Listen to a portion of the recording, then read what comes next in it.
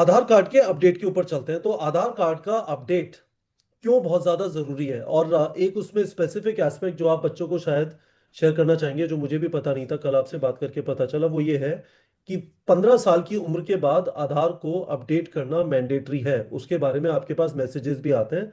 तो it is probably a good time, यदि आपने अभी तक अपडेट नहीं किया है तो अपडेट कर लीजिए, और अपडेट किया है तो टेंशन में मत रहिए, चिल रहिए। बताइए सर, आधार के अपडेट के बारे में, why it is very important.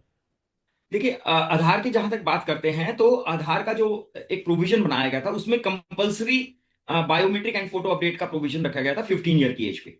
और वो फ्री ऑफ कॉस्ट होता है। उसके लिए कोई आधार के सेंटर में जाके आप अपनी अपडेशन के लिए रिक्वेस्ट दे सकते हैं, तो कोई आपको कोई पैसा नहीं लगेगा उसमें। और अगर आपने वो आधार का अपडेट करवा लिया था, अगर आपने 15 ईयर की एज का जो एक कंपलसरी आधार अपडेट था वो अगर करवा लिया है, आपको अब नीट के रजिस्ट्रेशन के लिए दोबारा से कोई अपडेट करवाने की जरूरत नहीं है। ओके। दूसरी बात, आधार कार्ड में जनरली बच्चों को यह डाउट रहता है कि सर आधार में हमारी बिना स्पेक्स के फोटो ली गई थी, बट अब हम नीट में लगा रहे हैं या लाइव फोटो कैप्चर कर रहे हैं तो वो फोटोग्राफ हमारी स्पेक्स के साथ होने वाली है। आप उससे मत चिंता कीजिए। आज के दिन में AI tools have been really great to identify कि whether the person is same और नॉट। और इससे भी बड़ी बात, मैं एक बात और बच्चों का डर खत्म करना चाहूंगा। जो लाइव फोटो को लेके मिसमैच को लेके जो एक डर बच्चों के दिमाग में है, प्लीज अंडरस्टैंड, ये प्रोविजन नीट पीजी में पहले भी रहता था।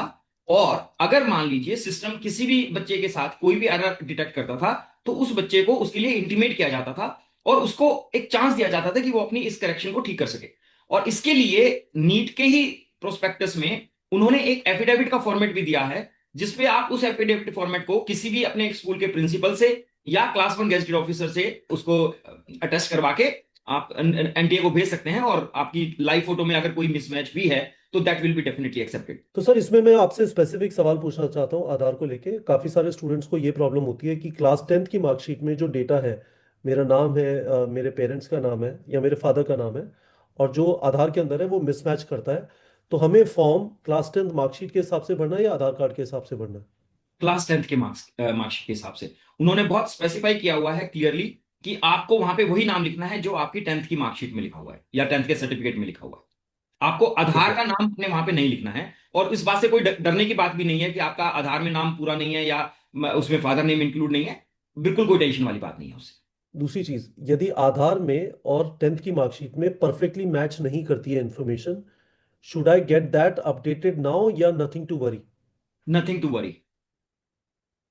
वाह। प्लीज अच्छा। अंडरस्टैंड कपिल, देखिए नाम में सिर्फ फर्क कहाँ आता है, कुछ स्टेट्स में फादर का नाम आपके बीच में आता है, आपके नाम के बीच में आता है।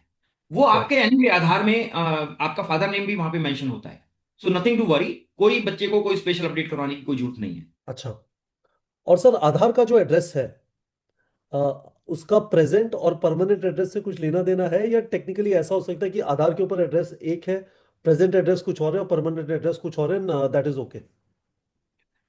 आप आधार के एड्रेस को यूज कर सकते हैं, चाहे तो आप परमानेंट में या प्रेजेंट में। बट अगर आप कहते हैं कि मेरा आधार का एड्रेस अलग है, परमानेंट एड्रेस में अलग डालना चाहता हूं और प्रेजेंट एड्रेस अलग देना चाहता हूं, बिल्कुल कोई दिक्कत नहीं है। आपको दोनों प्रेजेंट और परमानेंट एड्रेस का अपना एक प्रूफ देना है।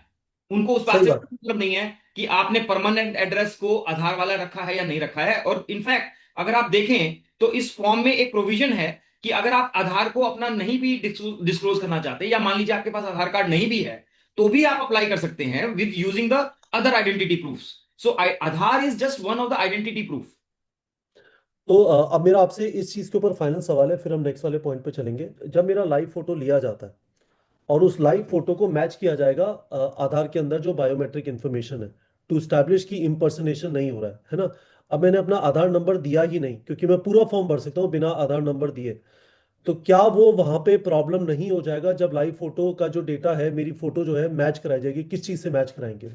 जो आप अपना दूसरा ऑल्टरनेट आइडेंटिटी कार्ड लगा रहे हैं उससे मैच करवाई जाएगी। आह, तो which is photo ID, which is for example PAN number मैंने डाला, पैन पैन नंबर के नंबर है, आप पासपोर्ट यूज कर सकते हैं। आप I think these are the two documents that you can use. Rakesh sir, हम बिग ब्रदर की दुनिया में आ गए हैं। एक इंफॉर्मेशन कोई भी दे दो, हमारा सारा खाका गवर्नमेंट के पास होगा। यस।